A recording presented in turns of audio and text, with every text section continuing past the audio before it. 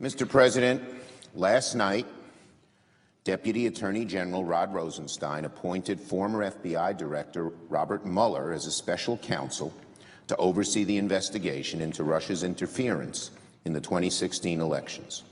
This was a very good first step. Mr. Rosenstein has done the right thing. I applaud his decision for both its correctness and its courage. A special counsel was much called for in this situation, and former Director Mueller is the right kind of individual for the job. I now have significantly greater confidence that the investigation will follow the facts wherever they lead.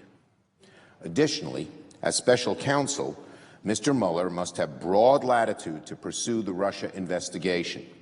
In the appointment order, it stipulates the special counsel is authorized to investigate, quote, any matters that arose or may arise directly from this investigation, unquote. That's a really important power, given the recent reports about an active FBI investigation into General Flynn.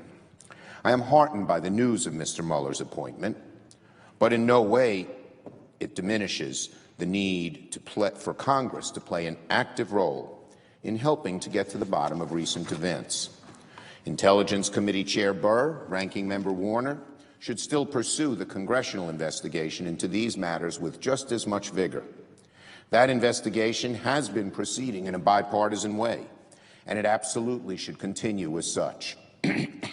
We should still seek testimony from Mr. Comey in both the Judiciary and Intelligence Committees to discuss the events surrounding his dismissal and be given access to his memos and any transcripts or tapes of his conversation with President Trump.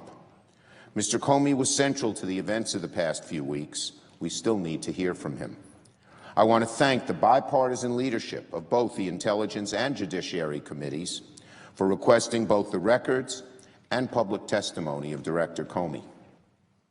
Congress, specifically the Judiciary and Intelligence Committees, should still be given access to any transcripts or related summaries of the President's meeting with the Russian Foreign Minister and Ambassador, during which reports have alleged he may have divulged highly sensitive intelligence.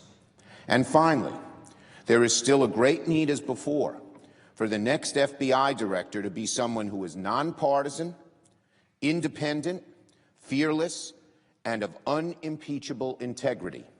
A career politician of either party or anyone who suggests a lack of impartiality should not be considered.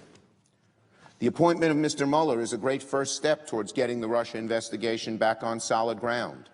But these other things also need to happen. Mr. Comey testifying, the White House turning over to Congress the relevant tapes and transcripts if they exist, and the selection of an independent, impartial FBI director. Later this afternoon, the Deputy Attorney General, Rod Rosenstein, will brief all 100 senators at the request of the two leaders, the Majority Leader and myself.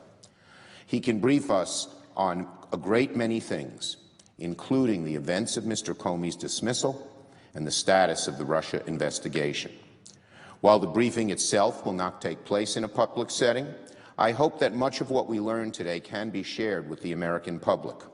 So in the interest of getting all the facts, we in Congress look forward to hearing from Mr. Rosenstein this afternoon. It is a sign that while we wholeheartedly applaud the appointment of a special counsel, we in Congress must continue to do our jobs as well.